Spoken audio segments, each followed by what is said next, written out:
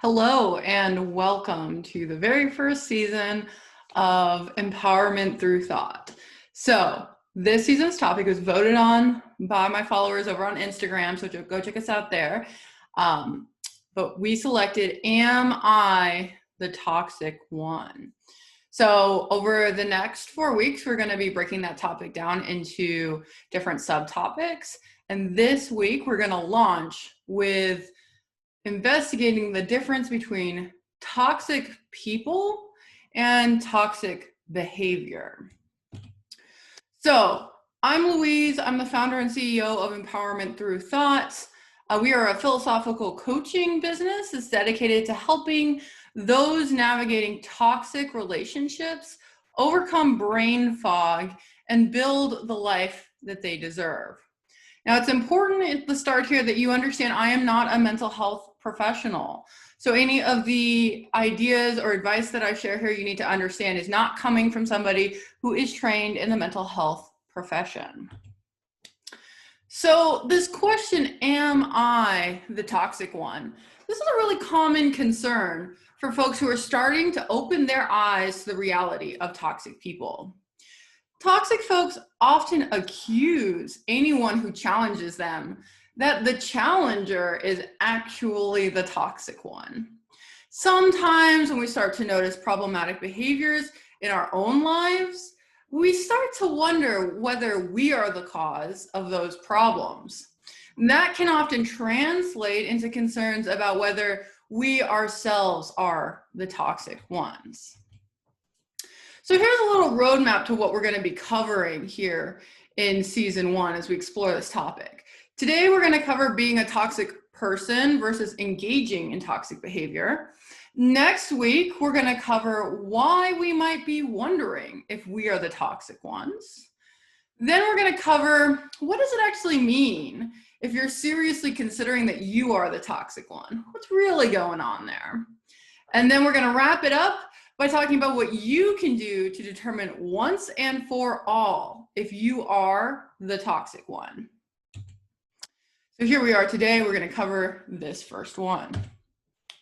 So we're going to divide this presentation up into 3 different sections. So first we're going to cover the theory section. So let's dive in. Okay, so first we got to figure out what the heck are we talking about with toxic people? Like what's even going on here? Well, in everyday life, we use this term toxic people very widely. It's kind of an umbrella term. That's not exactly how I use the term. When I say toxic people, I'm being more specific. I have a more narrow group of people in mind. I use toxic people as a blanket term to point to those folks who fall into the cluster B personality disorders group.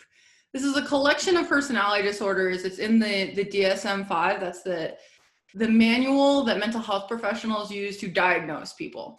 I'm not a mental health provider. I don't do any of the diagnosis stuff, but I use this term toxic people to point to a group of folks that come out from that manual. Now, these folks who fall into the cluster B personality disorders family, they are folks who have very serious mental health problems, and they should be under the care of a team, preferably of licensed mental health professionals.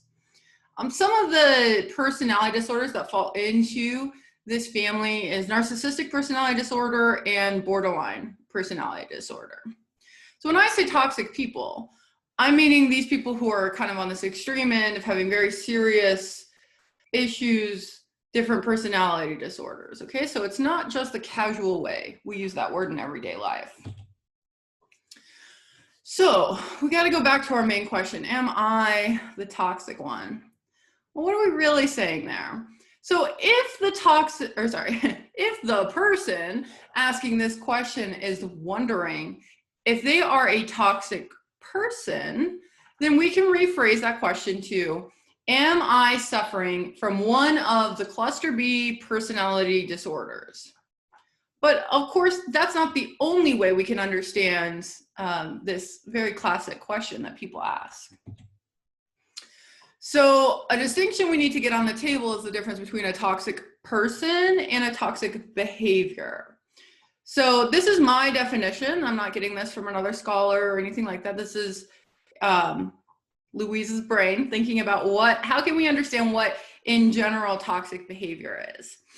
And I think that toxic behaviors are actions that someone engages in that usually does two things. You gotta get both of these aspects.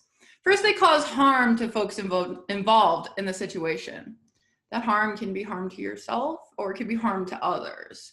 And usually the harm extends to at least one other person.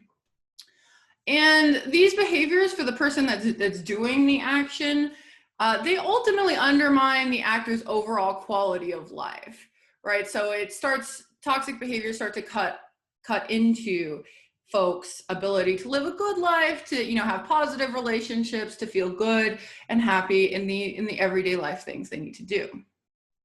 Now, it's really important to understand all human beings occasionally engage in toxic behaviors. I'm sure you can think right off the top of your head of a few times you've taken some actions that cause harm to others and undermined your quality of life a bit. Humans are just complicated. We're complicated creatures, and sometimes we do things that hurt others. Sometimes we do things that hurt ourselves. Sometimes we do stuff that undermines our overall goals. Right? Okay, so we've got toxic people, and now we've got toxic behavior. Everybody sometimes does toxic behavior. Not everyone counts as a toxic person. So some toxic behaviors are the same kind of behaviors that toxic people engage in, right? So everybody does toxic behavior sometimes, and those actions might be the same kind of action that somebody who rises to the level of a toxic person actually does. Right, so there's some overlap between the ordinary behaviors that people sometimes engage in and the behaviors that these people who have personality disorder sometimes engage in. There's overlap between those things. So here's just an example from people who have narcissistic personality disorder. Right, so some of these folks often have a grandiose sense of self-importance. They think that they're the most important thing in town, right? So it's not uncommon for folks who don't have the personality disorder to occasionally have a grandiose sense of self-importance, right? So if I built a shed in my backyard, I would never do that. But like if I did that, I might think like, oh, I'm the greatest craftsperson alive, like maybe for a week after I accomplished that, right? It has this really strong sense of like, I'm the best, like this, I'm amazing, this is so great. But over time, right, I'd start to notice that like actually the shed is barely put together, right? So sometimes, even though people with personality disorders have this grandiose sense of self, sometimes somebody who doesn't have a personality disorder like myself might also have moments where we have an inflated sense of self. But in order for this toxic but ordinary behavior to reach the level of a personality disorder, this behavior really has to get to the point where it's getting in the way of the individual's ability to live a functional life, right? So if I think like I'm hot shit because I built a shed, it's not really getting in my way. Like maybe I'm talking about it too much with my friends, but it's not really getting in the way of living a good life. For folks who are at the level of personality disorder, the instances of toxic behavior are so consistent and severe that it's really preventing them from living a quality life. So let's go back to our main question. Am I the toxic one? Well, if the person asking this question is wondering if they are engaging in toxic behaviors, then we can just go ahead and rephrase the question, right? Am I engaging in toxic behaviors in a way that's preventing me from living the life I want? Right? That's a question about how much am I engaged in toxic behaviors. It's not a question of do I have a personality disorder? Two different questions, right? So, two ways to unpack the same question, the question of our season 1 here. So let's go ahead and compare. Let's try to make it a little bit more concrete. What's the difference between a toxic person, and just kind of a toxic behavior. So toxic people, they engage in so much toxic behavior. It's a quantity. How much or how many toxic actions are they taking? They do so many of these that it's preventing them from living a functional life. These toxic behaviors become to get to the point where they are dominating the way these people relate to the world. Like, this is the main way they understand, this is how I treat people, this is how I think about things. It's in these very toxic, these very problematic, toxic ways, right? Usually for toxic people, not all, but for a lot of them, these behaviors, these toxic behaviors are so natural for these folks that they often fail to even notice that these actions are problematic, right? This is how they see the world. This is how they think people should treat each other. This is how they think everything happens. They don't think that it's a problem. It's as easy to, as easy as it is for me to share my cup of coffee with my partner, it's as easy for them to go and be manipulative to someone, because that's just how they get stuff done, right? Okay, so that's what a toxic person is. That's the kind of extreme end of the spectrum, right? A toxic behavior. So that's just a specific action that causes harm to others and gets in the way, right? So it's like one instance, one action. It's a normal thing for people to sometimes engage in toxic behaviors. That's part of what it means to be a human being. That's part of what being social is like. It's normal for there to be some toxic behavior in our lives. Usually, these behaviors are noticed by the person who just occasionally engages in them, right? This isn't the main way that folks who do not have personality disorders, this is not the main way they relate to the world. This is an unusual thing that they're doing when they occasionally engage in a toxic behavior. And because it's a bit different and maybe they get a bit different results, or they start to notice that it's undermining their quality of life in some way, they will often see like, oh, that thing I did, that was toxic, that was not so great. Right? So that's a huge difference. Toxic people, they just are so accustomed to toxic behaviors, they don't even notice that it's a problem. People who sometimes engage in toxic behaviors, they notice. They're like, they can see like, okay, that time I did something different, that was weird, that was not helpful, right? They can kind of tell. And it's not always the case that we'll notice when we're engaging in toxic behaviors. We're busy people, we sometimes don't reflect. But when posed the question like, oh, did you do something problematic there? If we think about it, we can often say like, yeah, that was a weird thing I did, right? Okay, so that's the theory behind the difference with a toxic person and just somebody who engages occasionally in toxic behaviors. So I've given you a bunch of stuff. It happened kind of fast. If you really want to remember some of this, or this is really interesting to you, I want you to know that in addition to this YouTube, over this week, there's going to be a series of blog posts over on my website. That's www.empowermentthroughthought.com. You can head over there and you're going to see a bunch of blog posts that kind of are some notes and expand a little bit on some of the stuff that we're talking about here. So if you like YouTube, this is a good intro, awesome. Give us a like, give us a subscribe. But if you also want the stuff written down, go check out the blog. You'll find the links for that in the description box below. But now we have the theory stuff under our belt. Let's go ahead and make that a bit more concrete. And let's go through like a real world example, right? So we're going to look at two different people and take a look at how they accomplish the same kind of event.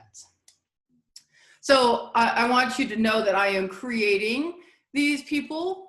I don't know anyone named Cindy, and I don't have anyone to compare to Cindy, but these are based on my experiences, my personal experiences with both of these kinds of people. So I've created Cindy. We're gonna say Cindy is a toxic person. Remember, the way I use toxic person, that means Cindy has a personality disorder in that cluster B space, right? So Cindy, serious case. Jessie, on the other hand, is just a person who occasionally engages in toxic behavior, right? It's not the dominant way Jessie approaches the world. So we're gonna have Cindy and Jessie independently plan a party. Okay, and we're gonna take a look at how their different traits impact that process. So what do we gotta do to plan a party? Well, here's a couple of the major steps. There's some more steps, obviously, but you've got to select a date, a time, a location. You got to figure all that out. It's like some basic logistics.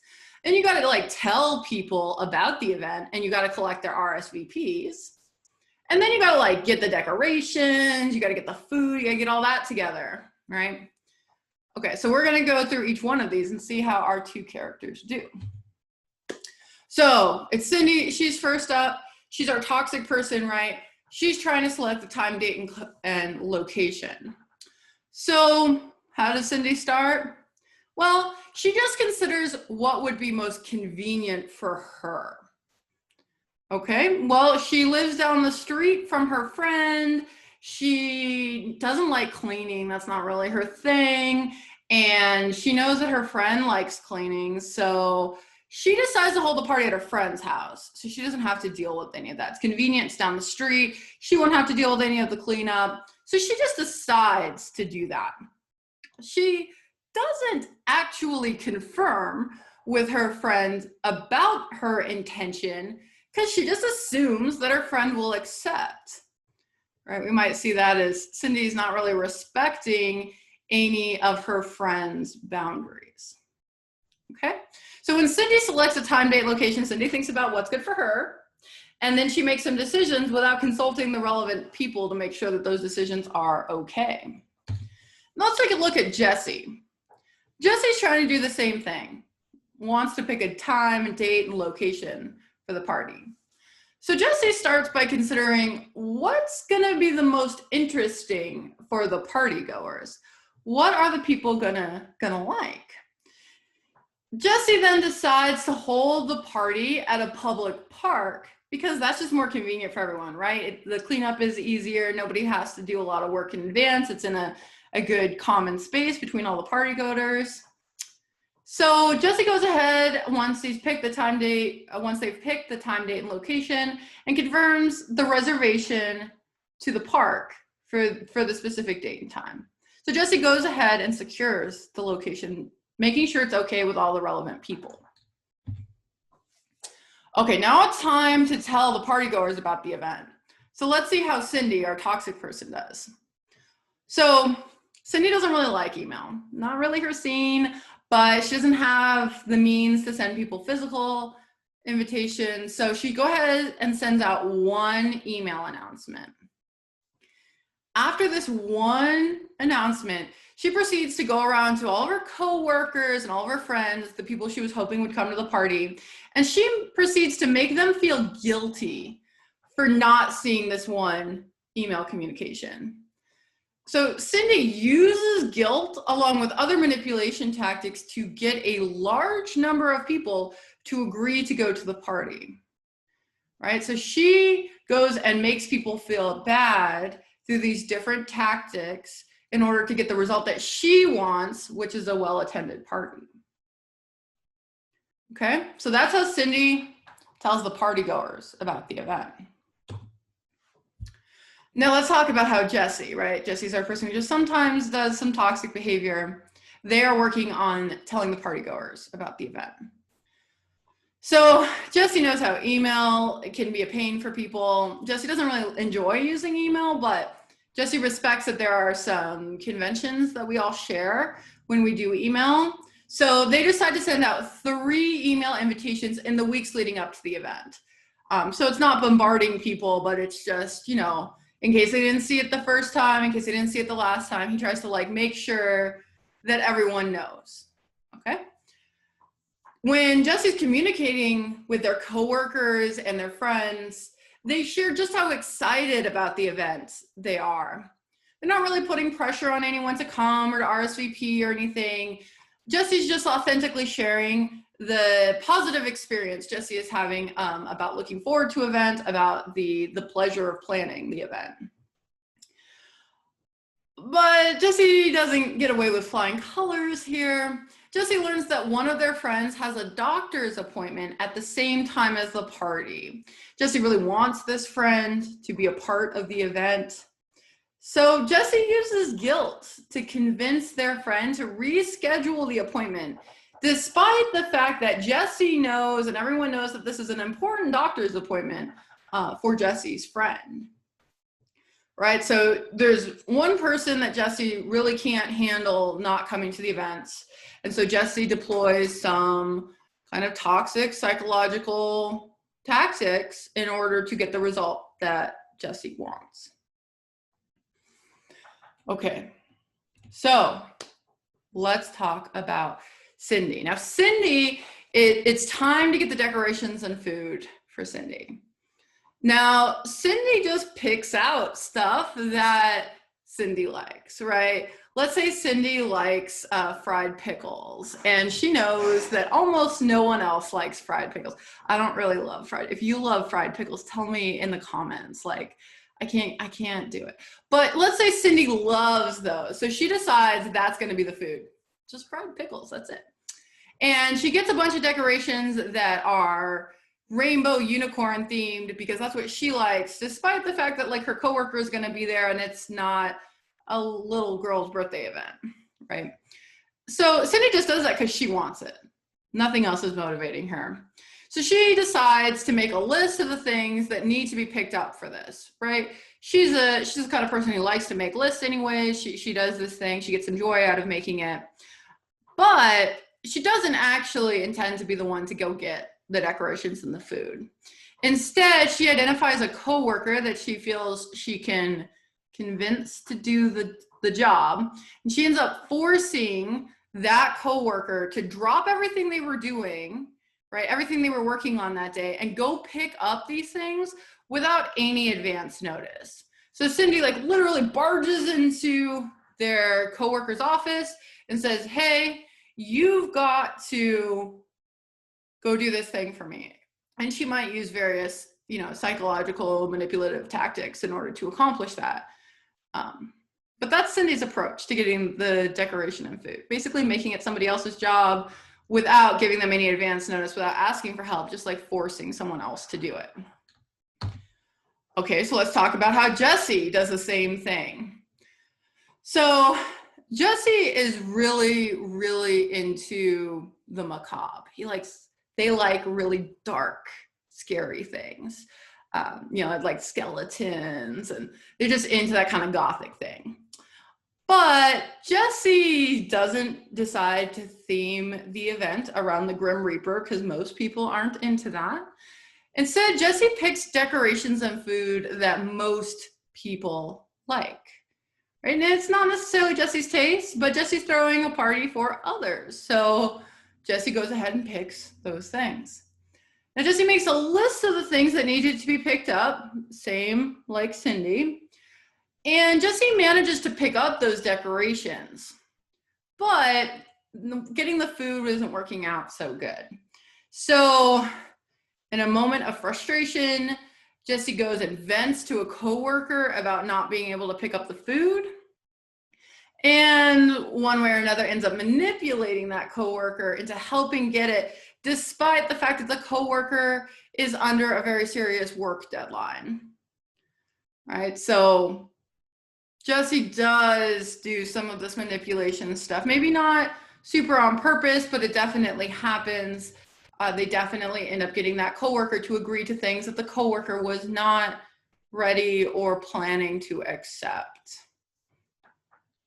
All right, so let's just step back a little bit. Let's think about what we just went through. We went through planning a party with Cindy, a toxic person, and Jessie, somebody who sometimes engages in toxic behavior. So what are some patterns we can see from this?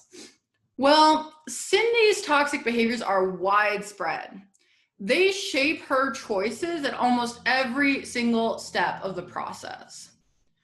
Now, Jessie does engage in some toxic behavior at different points in the process, right? Jessie especially does a few moments where they're manipulating others to get the thing that they want. But along the way, they also make many appropriate decisions. There's lots of good choices Jessie is making, where Jessie is not centering their own views and values and opinions, but instead centering, you know, what the people Jessie's trying to throw this party for might prefer. So Cindy regularly engages in a lot of different toxic behaviors throughout the project. They were all, she did the psychological manipulation, but she did a whole bunch of other stuff too, right?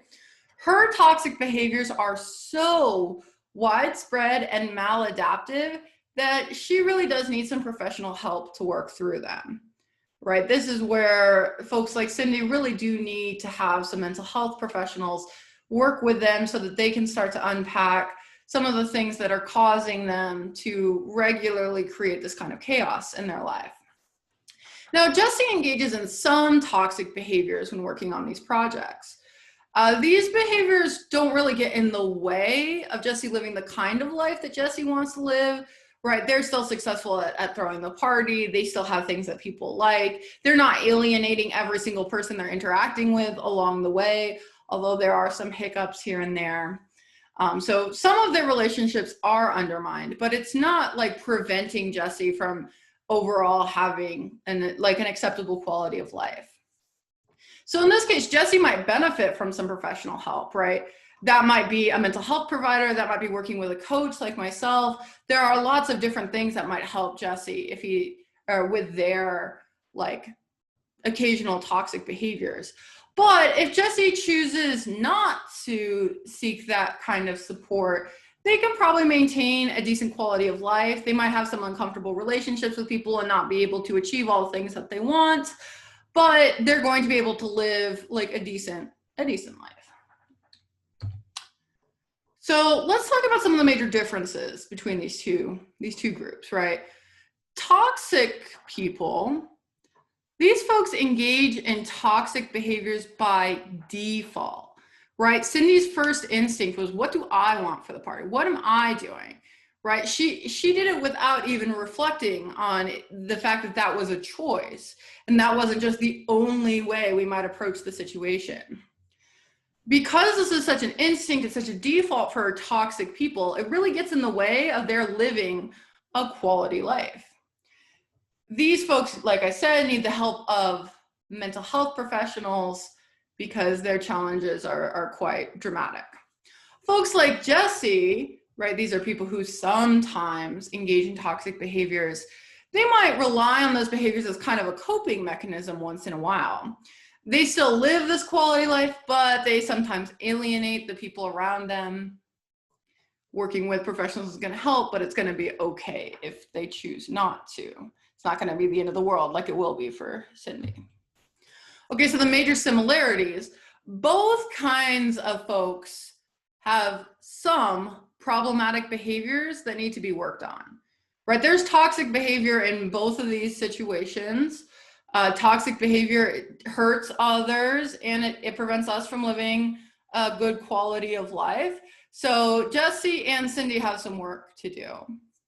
Right, both of these folks struggle with creating unnecessary problems in their relationships and achieving their goals, right? Jessie didn't need to alienate their friend by forcing them to come and reschedule their doctor's appointments.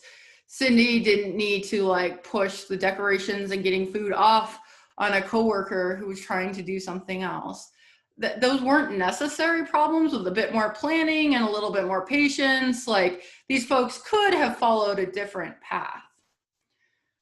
But we saw that occasionally Jessie and Cindy were engaging in the very same behavior, right?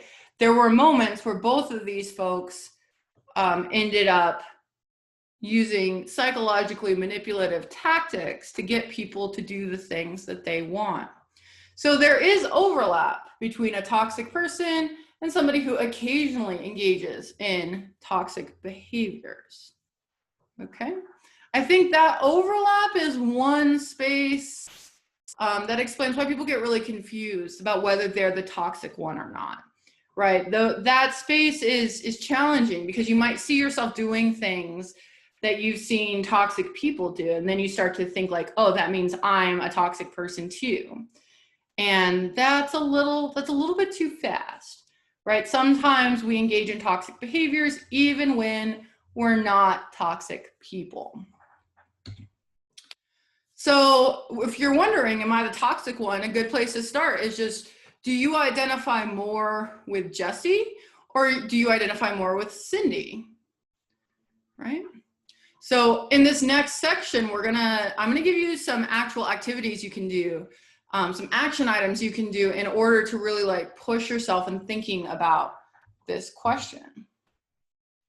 So if you're interested in thinking more about these examples, over the next week, you can find discussions of every part of the stuff that we've gone through, along with some additional exclusives over on our podcast.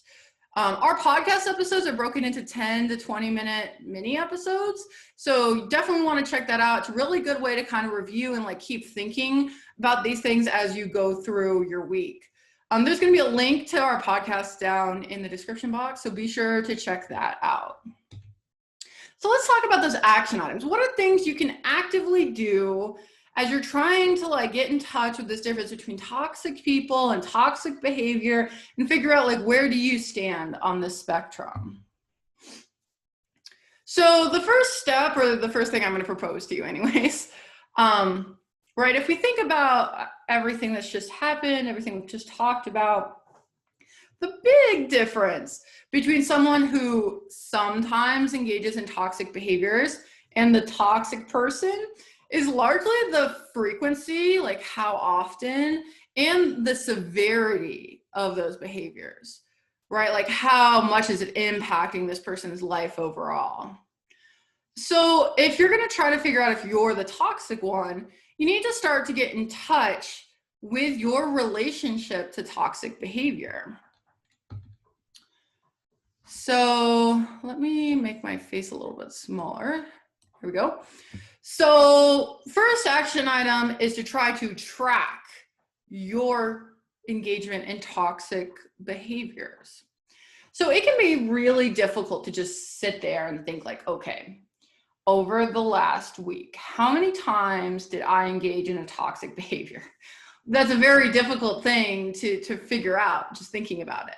So in order to help you get some more reliable data, you can do this by tracking your experiences, right? As you move through the week, anytime you notice that you've engaged in a toxic behavior, right? That's a behavior that caused harm to others and is undermining your quality of life. You can go ahead and make a note of that. You could do this in an Excel spreadsheet. You could do it on a Word document. You could just use a pen and paper. There's lots of different ways you could do it. But this action item, I'm going to ask you guys over the next 2 weeks, right? So you want to give yourself a little bit of time here. Over the next 2 weeks, I want you to make a note every time you believe that you've engaged in toxic behavior. So here's what I want you to write down. I want you to record what the behavior was and why you think it was toxic.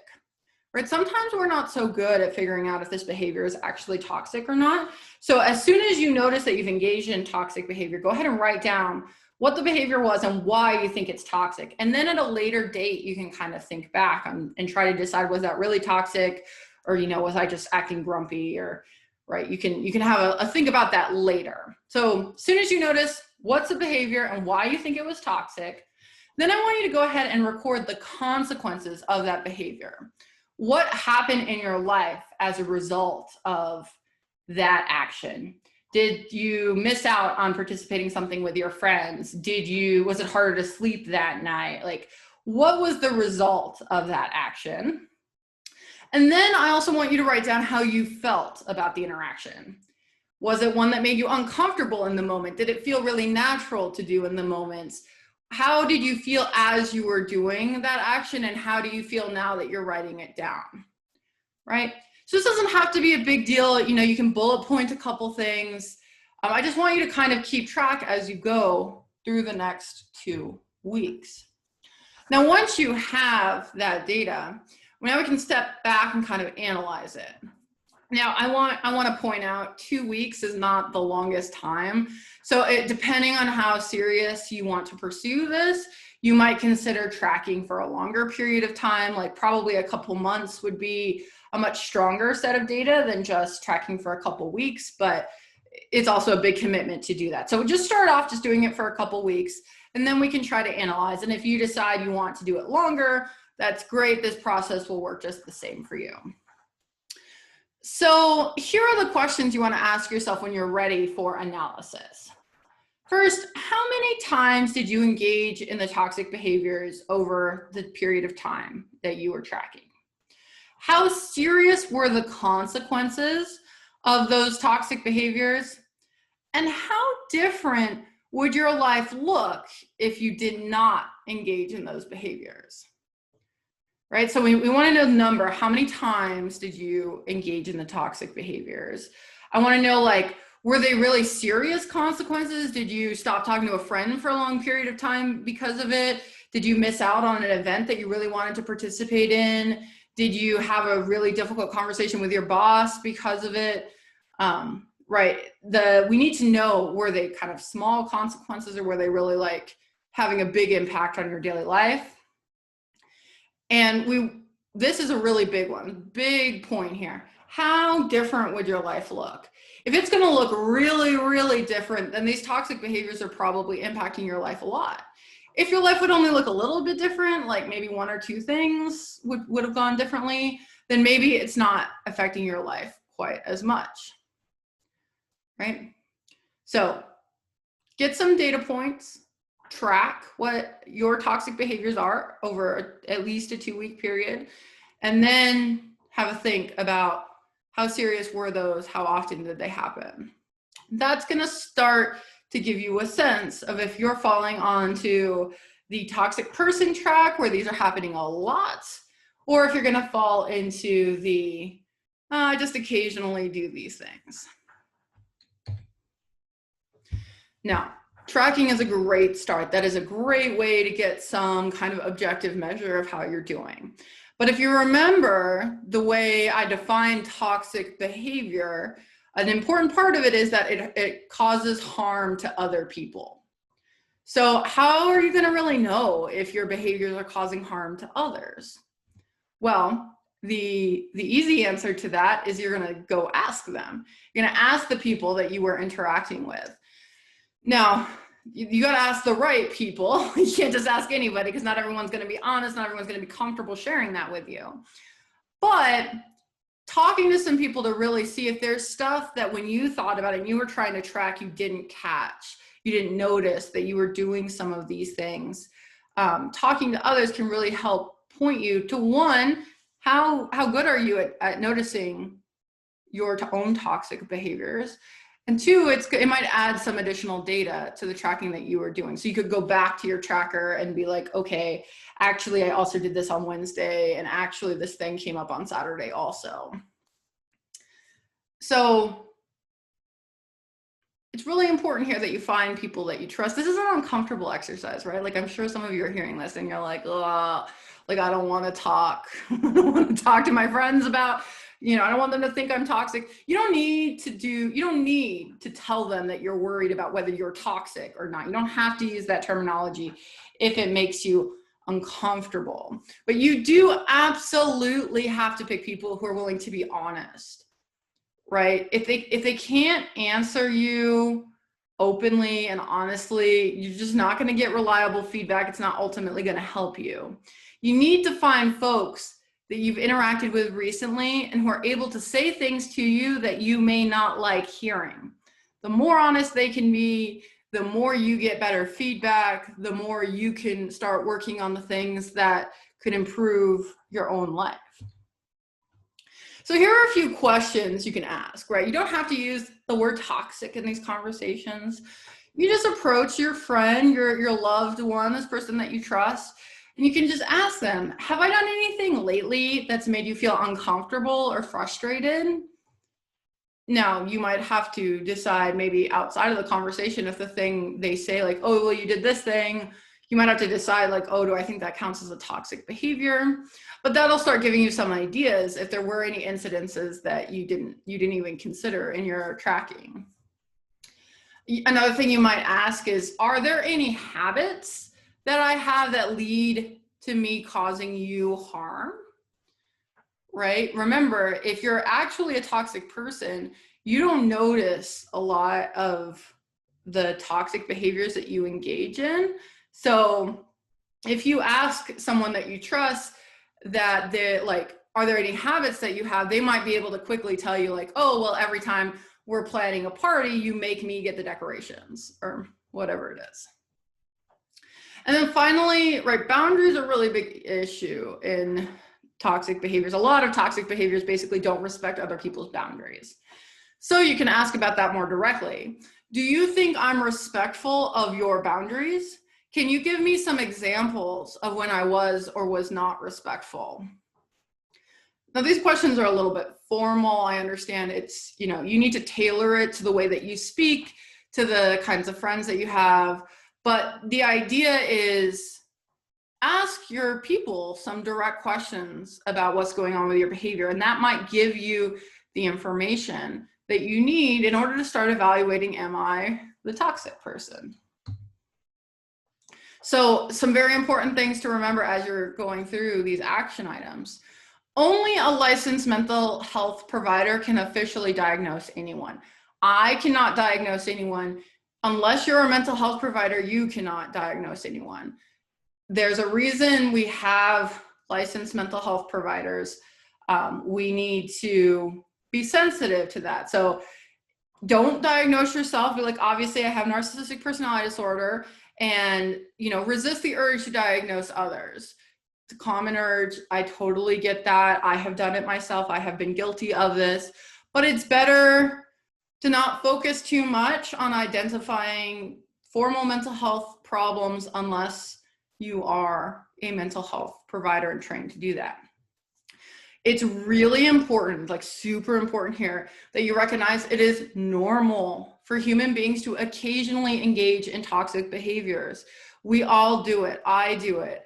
My partner does it. I had toxic parents, so of course my parents did it, but it is a normal thing in the world for human beings to cause harm to others and do things that undermine our own quality of life. It's okay if you end up with some on your tracker. Don't freak out. It doesn't automatically mean you're a toxic person. It means you're a human being. And welcome to the club. It's complicated and difficult. Yay. So I want you to remember also that these action items are designed for you to learn how to reflect on your own experiences. This is a self-reflection activity. As you're going through that, you might discover some things that make you upset. And that's okay, and we can honor that. But I really want to make sure that you're taking care of yourself if you are reaching in and finding some feelings that you're not really sure how to deal with. If you need to, please consciously, everyone should do this. Everyone needs to do this. Let me rephrase that. Everyone should do this. Please check in with your own mental health and your own emotional needs as you complete these action items. It's really important that you don't push yourself too hard and you start having a mental health issue when you didn't need to have that. These activities are just kind of self-reflection. It's a way to systematize it. And if you start feeling really weird because of it, I want you to seek that help. If you find yourself in a moment where you feel like you're kind of in a crisis and the things are getting really heavy, there is a resource you can use. It's called the crisis text line. You can use it no matter where you are in the world, so long as English is a way you can communicate. I will go ahead and leave the link for the crisis text line down below. They have trained crisis counselors that can talk to you 24/7. So if you find yourself in a space where you need some immediate help, go ahead and reach out to them. But remember, in this exercise, these action items, do not push yourself to the point where you're having bigger feelings than you're capable or that you have the support to have in that moment. So if that starts to happen, go ahead and take a break. You don't need to do this all at once. It's gonna be okay. So let's do a little bit of review. A lot of things have happened here.